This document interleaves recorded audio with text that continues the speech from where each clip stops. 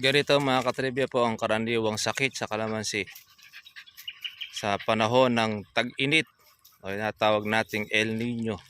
Nalalagas ang dahon, kakaroon po siya ng mga sangtuyo, dumidilaw po ang dahon ng kalamansi.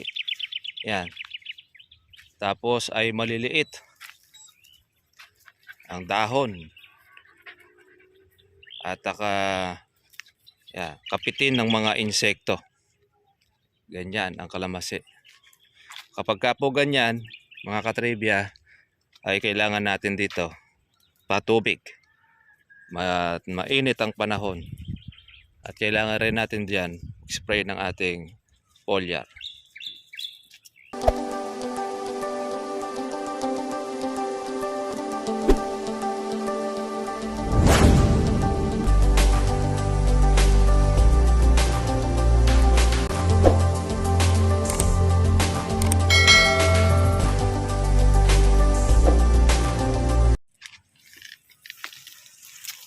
Kamusta na kayo mga ka-farmers, mga ka-trivia?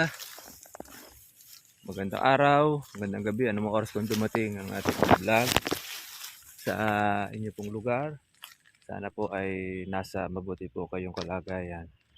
Ngayong umagang ito mga ka-farmers ay ito, abang pa rin po tayo ng ating pag-uulan at sobra po ang init.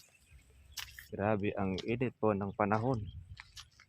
Kaya hindi pa naman po tayo mga ka-farmers natutubigan yung isa nating area. Pero itong yung kabila ay yun, basa na. Sa atin yung ating mga bulaklak, ito mga buko na po yung marami, tapos malaki-laki na rin po yung gasaresa. Yung mga nakapalibot sa amin ay mga nagsipitasan na ng kalamansi. Bago tayo makapagpapitas ay kailangan muna po na natin ng tubig. Yung ating pong mga bulaklak, sigurado pag patubig natin ay maglalabas na naman ulit ng another na bulaklak ang ating kalamansi.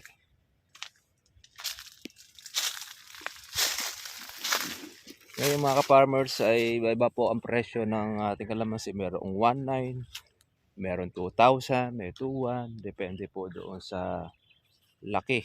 Pag malaki ang kalamansi, maganda po ang presyo, pero pagka yung kasarapan lang ay mababa po ang presyo ng kalamansi.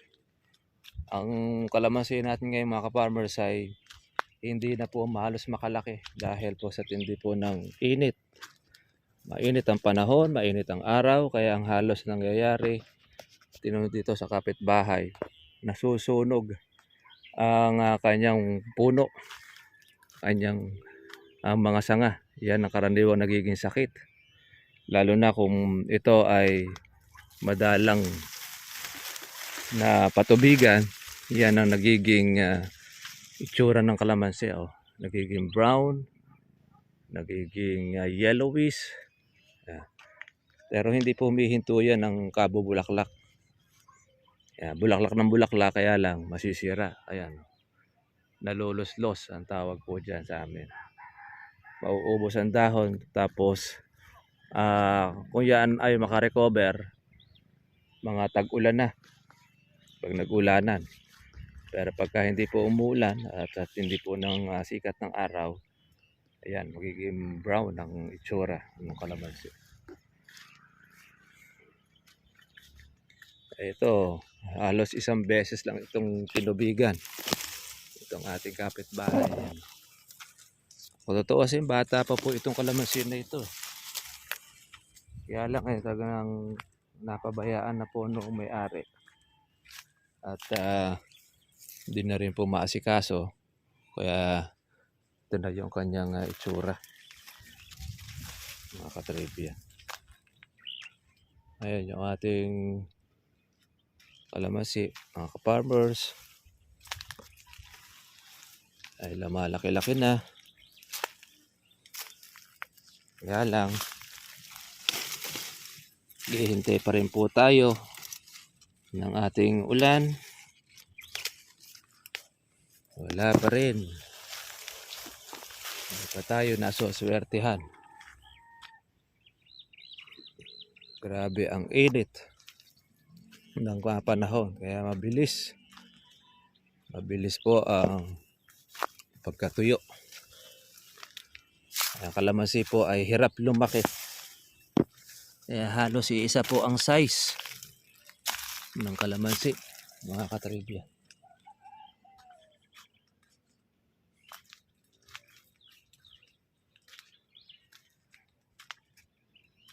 Yung ating mga bulaklak ay tagtag na.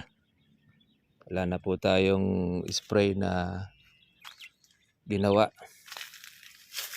Hinto na ang ating spray.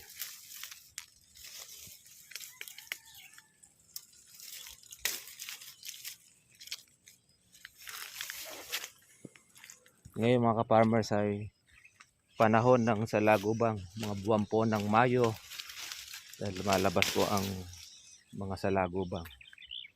Pagka po umulan ng malakas, pero pagka walang ulan, hindi po makalabas ang mga salagubang. Ayan, no? Kailangan na natin ng tubig at tigang na ang ating kalamansi. Yung kulimlim, Diyos sa malayong lugar, doon po umuulan. Pero sa atin, wala pa.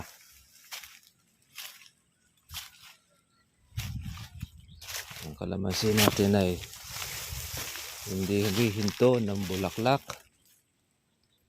Continuous ang kanya pamumulaklak.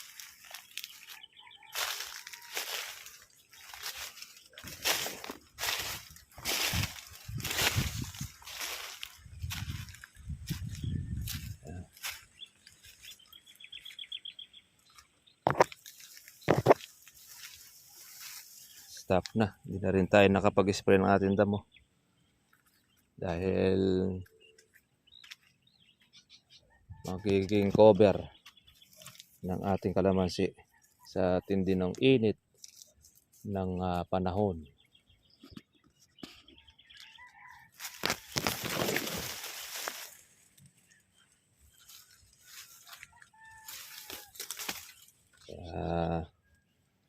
Ito.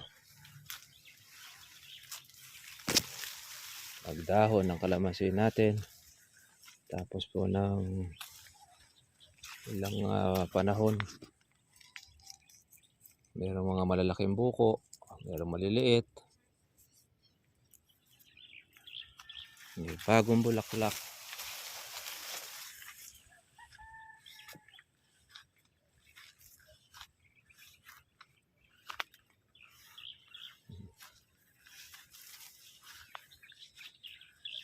Meron tayong laga. Ayan. Grabe po ang init mga kapuyot, mga kamers. Kanina. Kaya ngayon lang po ang ito ay nakalusong sa ating kalamansi.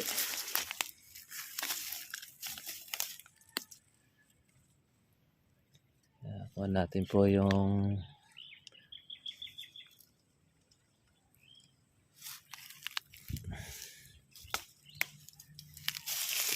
bagi.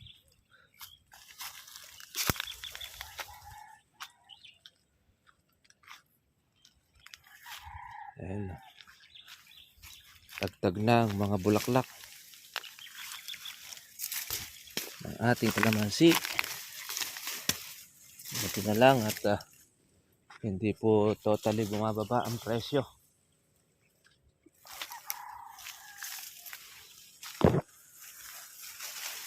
Alang ay hindi lang po makalaki ang bunga. Grabe ang init ng panahon.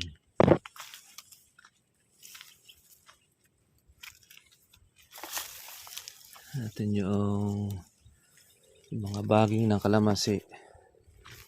Ayan yung ating kailangang alisin.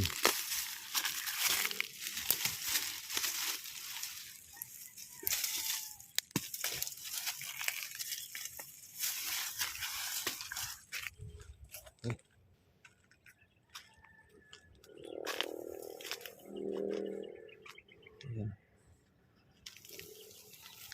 Okay, mga ka-farmers, yan, monitor lang po tayo. At yan, pagkahanda na lang po natin sa ating pagpapatubig. Talagang super El Nino nga. Sobrang init. Kailangan natin ng tubig para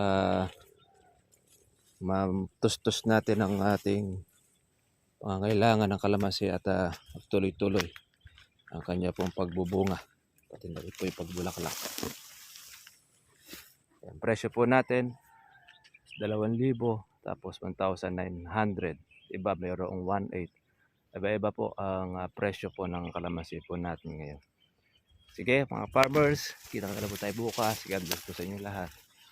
Bye bye.